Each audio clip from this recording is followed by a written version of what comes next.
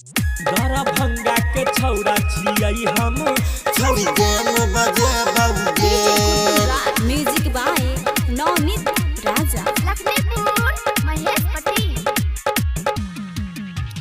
चढ़ल जवानी में तोरा पूरा खुशी लगे बउगे।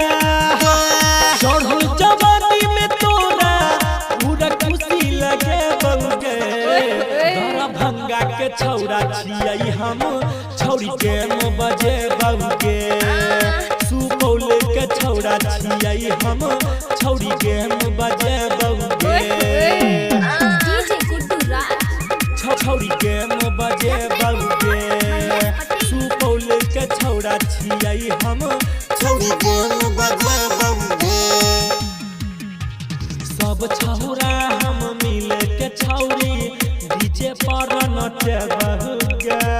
Vaishnavi recording studio Akhatwara. आगे सब छौड़ा हम मिल के छौड़ी डीजे पर नचे बउगे।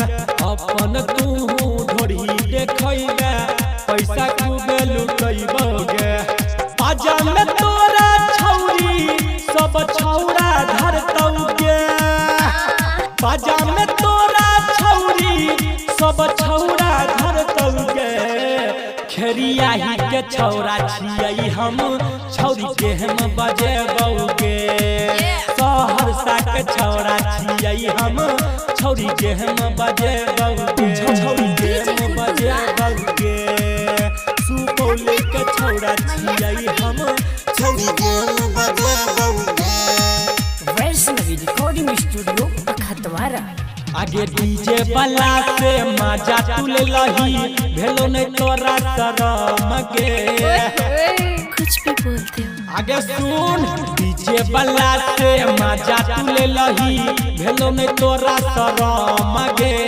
सुजीत छैला पाजा में धके करतौ तोरा गरम गे। तोहर जवानी के ठुमका देखी बुढ़वा नचै छौगे। तोहर जवानी के ठुमका देखी बुढ़वा नचै छौगे। खगड़िया के छौड़ा छियै हम छौड़ी के हम बजे बउगे। मधुबनी के छौड़ा छियै हम छौड़ी के हम बजे बउगे। आगे सुन गया कुछ भी बोलते हो है ना।